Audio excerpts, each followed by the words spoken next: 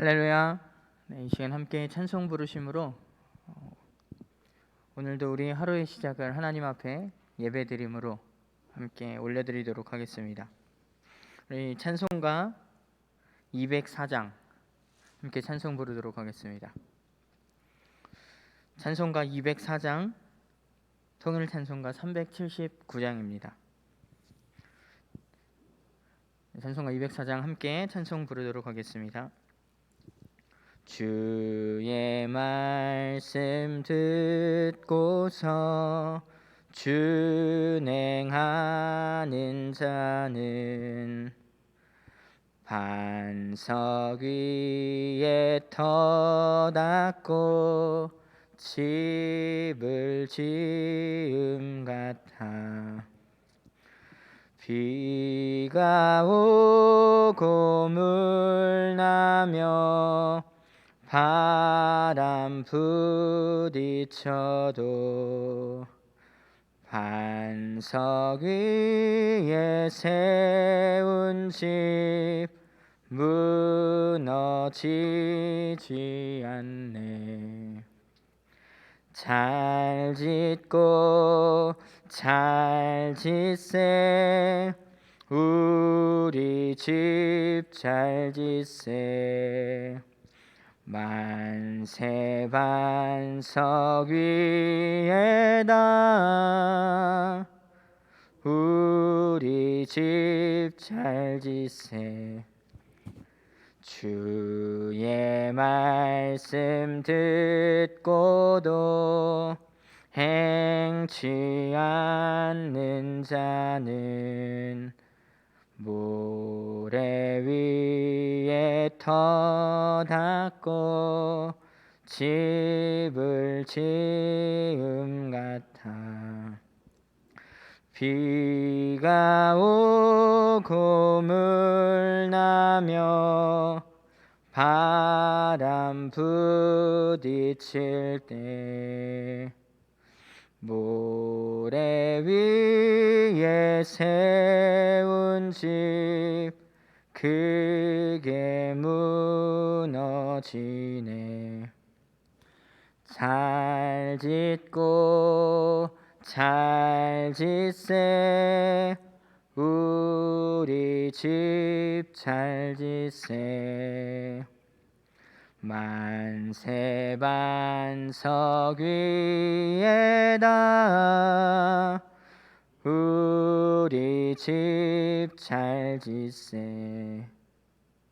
세상 모든 사람들 집을 짓는 자니 반석 위가 아니면 모래 위에 짓네.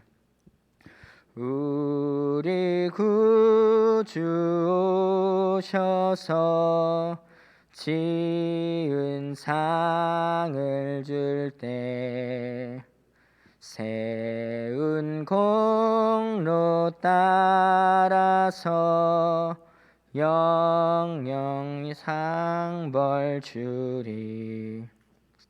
잘 짓고 잘 짓세, 우리 집 잘 짓세.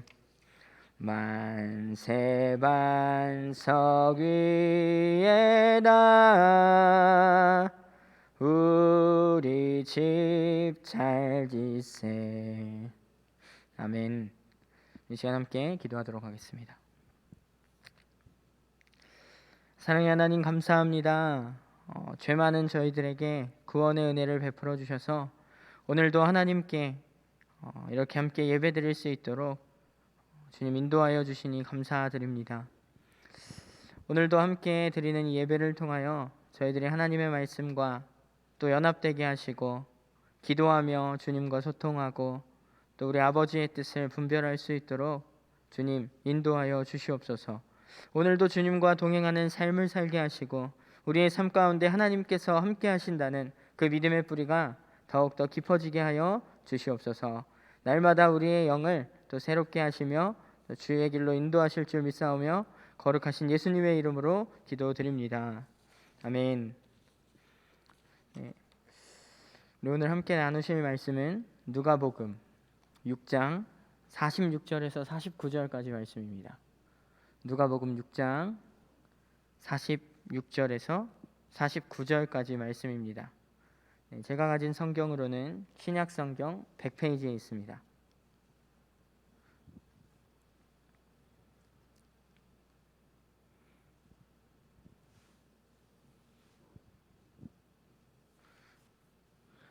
누가복음 6장 46절에서 49절까지 말씀 함께 합독하도록 하겠습니다. 너희는 나를 불러 주여 주여 하면서도 어찌하여 내가 말하는 것을 행하지 아니하느냐? 내게 나와 내 말을 듣고 행하는 자마다 누구와 같은 것을 너희에게 보이리라.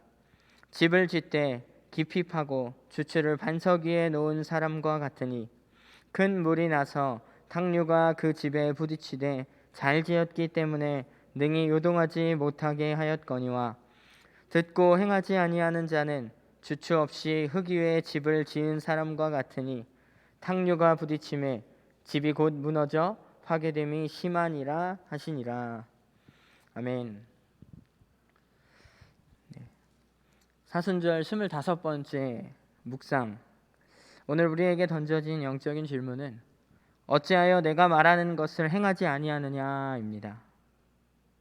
오늘 본문 말씀을 보면 예수님께서는 자신의 앞에 나와 말씀을 듣고 행하는 사람이 되라 라고 이렇게 이야기하시면서 믿음의 기초, 또 우리 신앙의 기초, 이것의 중요성에 대하여 오늘 말씀하고 계십니다.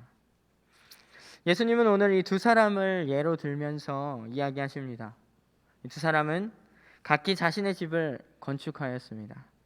한 사람은 지혜로운 건축가였고 또 반대로 한 사람은 어리석은 건축가였습니다.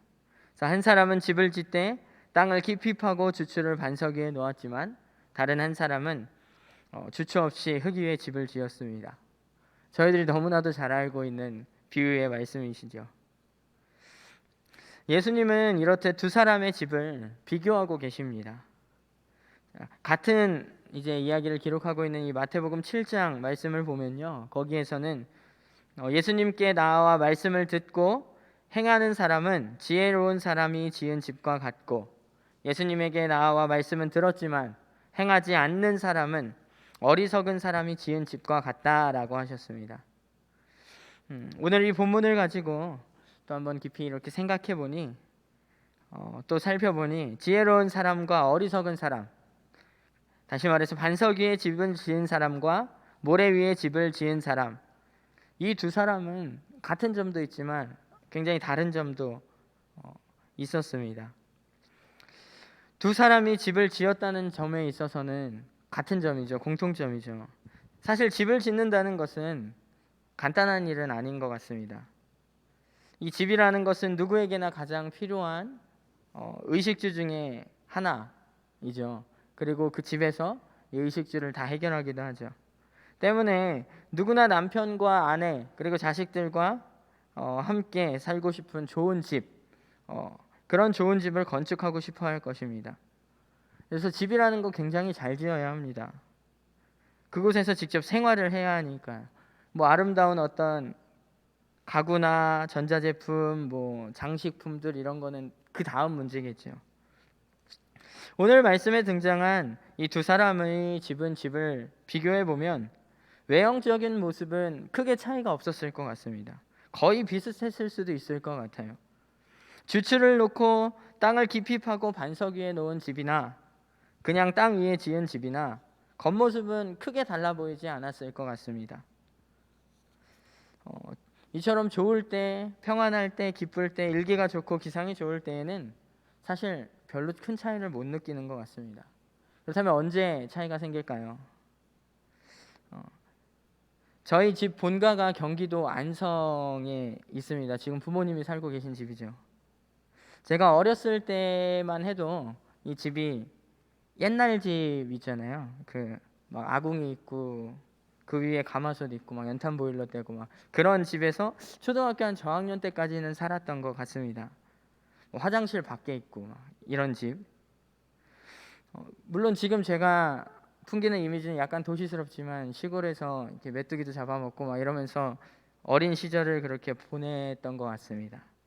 아무튼 그런 집에서 살다가 집을 새로 짓게 되었습니다. 초등학교 한 고학년 때, 한 4학년 때 이때쯤이었는데요. 그런데 집을 짓는 동안에 마땅히 이제 지낼 곳도 없고 하다 보니까 집을 급하게 짓고 또 저렴하게 지었었던 것 같습니다. 뚝딱뚝딱 금방 지은 거죠. 처음에 딱 이 집에 들어갔을 때는 정말 행복했어요. 와, 여기가 우리 집이야? 막 화장실도 밖에 있었는데 화장실 막 집 안에 있고 막 아궁이에서 막 불 떼고 막 이랬었는데 가마솥에 밥하고 이랬었는데 밥솥도 있고 막 신세계인 거예요. 여기가 진짜 우리 집인가? 막 다 쓰러져 가던 그런 집에서 옥상도 있고 그 위에 막 이렇게 평상도 놓고 막 이러니까 너무 행복했었던 것 같습니다. 그런데 시간이 조금 지나니까요. 여름에는 진짜 덥고요. 겨울에는 우풍이 왜 이렇게 심한지 정말 춥더라고요. 그래도 여기까지는 좀 견딜만 했거든요. 근데 여름에 비가 오고 나면요. 집이 정말 습해서 습기가 장난이 아닌 거예요. 여기까지도 그래도 어떻게든 견뎌볼 만했습니다. 근데 곳곳에서 집에서 곰팡이도 생겨나고요. 곰팡이를 지우더라도 곰팡이 냄새가 계속해서 나더라고요.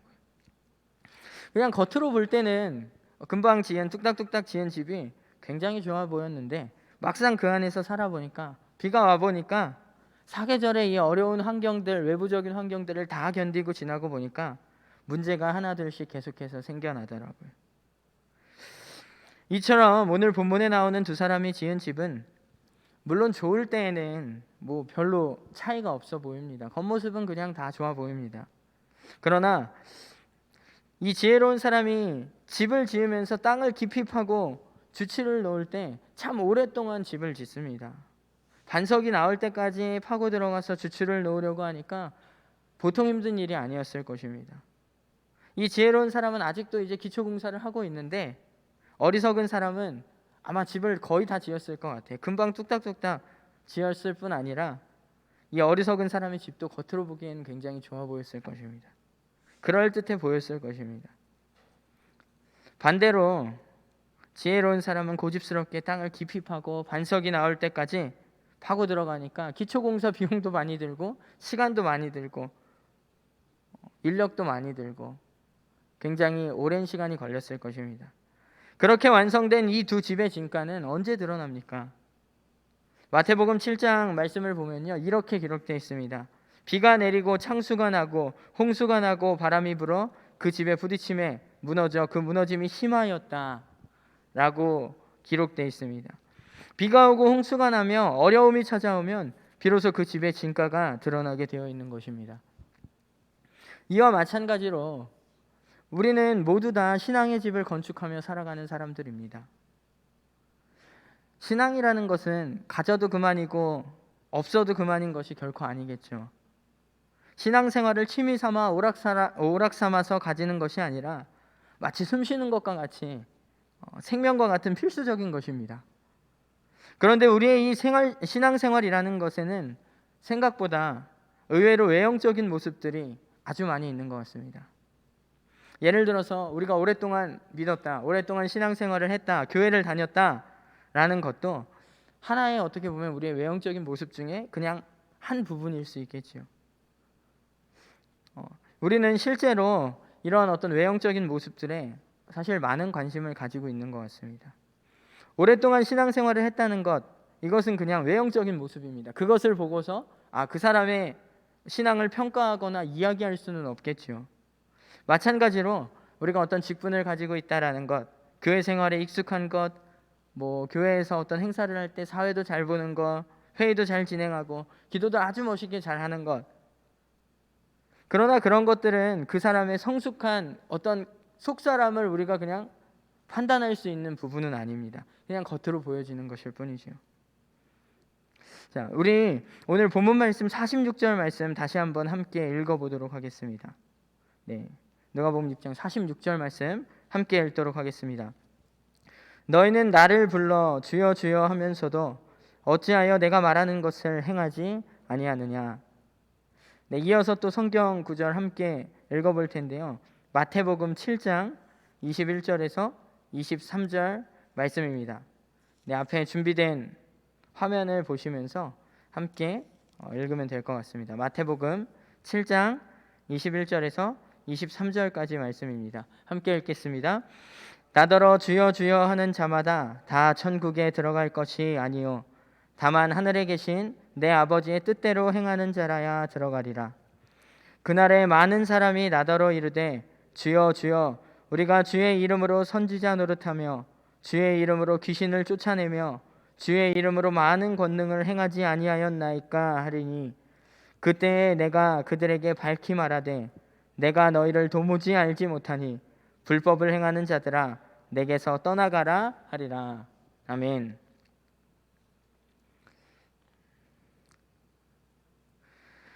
주님의 이름으로 선지자 노릇을 하고 주님의 이름으로 귀신을 쫓아내고 또 주님의 이름으로 많은 권능도 행할 수 있습니다. 그러나 하늘에 계신 아버지의 뜻대로 행하는 사람이 없었다, 적었다라는 것입니다.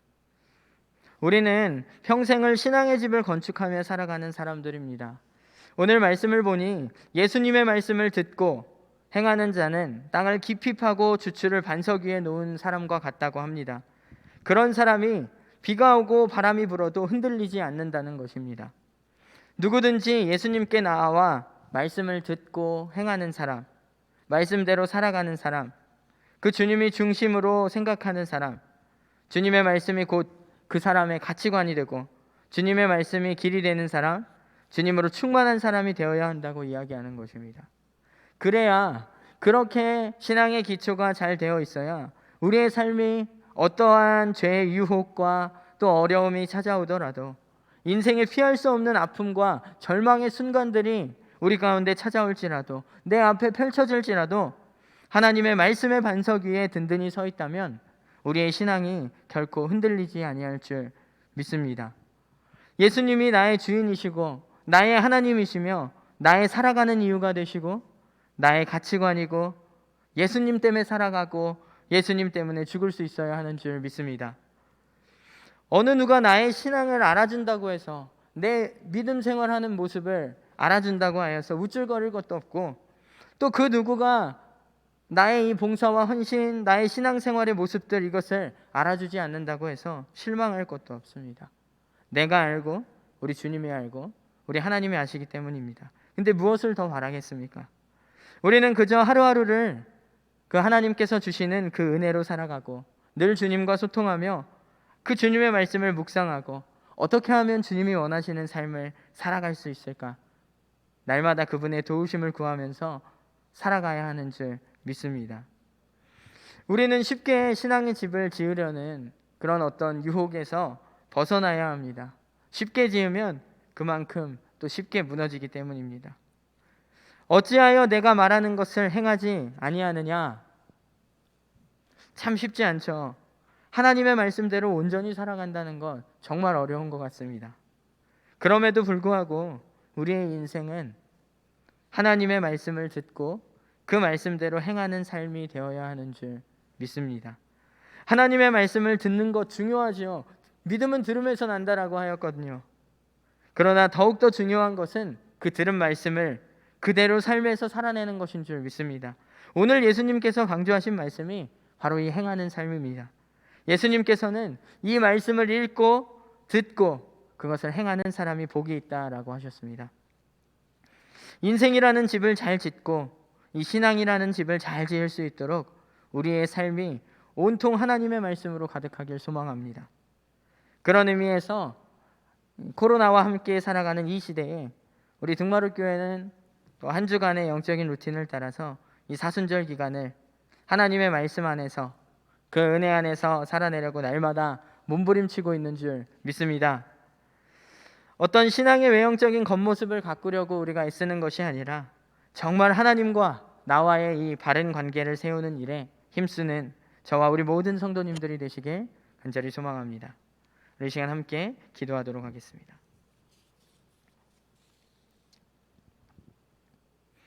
사랑의 주님, 우리의 믿음은 늘 연약하여서 흔들리는 갈대와 같습니다. 수많은 인생의 어려움 앞에서 때로는 마치 모래 위에 지은 집과 같이 흔들리고 무너지기도 합니다. 하지만 오늘 주님께서 말씀을 통하여 저희에게 은혜를 주셨듯 주님의 말씀대로 행하는 그 지혜로운 사람과 같이 하나님의 말씀의 반석 위에 우리의 인생이라는 집, 신앙의 집을 잘 건축하여서 우리의 믿음이 흔들리지 않도록 주님 늘 함께하여 주시옵소서. 날마다 주시는 주님의 말씀 앞에서 순종함으로 우리의 삶을 온전히 주님께 드리는 귀한 주의 자녀들이 될 수 있도록 주님 인도하여 주시옵소서. 거룩하신 예수님의 이름으로 기도드립니다. 아멘. 하늘에 계신 우리 아버지여, 이름이 거룩히 여김을 받으시오며 나라가 임하시오며 뜻이 하늘에서 이루어진 것 같이 땅에서도 이루어지이다. 오늘 우리에게 일용할 양식을 주시옵고 우리가 우리에게 죄 지은 자를 사하여 준 것 같이 우리 죄를 사하여 주시옵고 우리를 시험에 들게 하지 마시옵고 다만 악에서 구하시옵소서. 나라와 권세와 영광이 아버지께 영원히 있사옵나이다. 아멘. 네, 이 시간 함께 기도하도록 하겠습니다. 함께 기도하실 때에 오늘도 또 우리의 삶 가운데 함께 하실 성령 하나님의 도우심을 구하며 함께 기도하도록 하겠습니다. 먼저 첫 번째 기도 제목입니다. 입술로만 주여 주여 고백하는 것이 아니라 그 하나님의 말씀에 순종함으로 주님께서 나의 삶의 주인이심을 고백하는 그러한 삶을 살아가게 하여 주시옵소서. 이렇게 기도하였으면 좋겠습니다. 두 번째 기도 제목입니다. 우리 등마루교회는 참 어려운 이 코로나 시대에 주변의 어려운 교회들을 위하여서 우리들이 물질로 돕고 또 중보 기도하며 함께 도우려 합니다. 그래서 한 달에 한 번씩 어려운 교회들을 선정하여서 물질적으로 도움을 주고 또 함께 기도를 하기로 하였습니다. 그래서 이번 달 3월 달에 회복교회를 위해서 함께 중보하며 기도하도록 하겠습니다. 이 어려운 시기 속에서 주님이 주신 사명을 끝까지 잘 감당할 수 있도록 힘과 믿음을 부어 주시옵소서. 또 함께 이 도움의 손길을 전하는 우리 등마루교회와 회복교회가 물질로 중보기도로 주 안에서 한 가족으로서 연결되어지길 소망하며 함께 기도하도록 하겠습니다. 그리고 한 가지만 더 기도해 주실 것은요, 특별히 담임 목사님의 건강을 위해서도 기도해 주셨으면 좋겠습니다. 고익준 목사님입니다. 건강이 안 좋으신데 건강도 회복할 수 있도록 우리 함께 중보하며 기도해 주셨으면 좋겠습니다. 우리 이렇게 두 가지 기도 제목 놓고 함께 기도하도록 하겠습니다. 기도하겠습니다.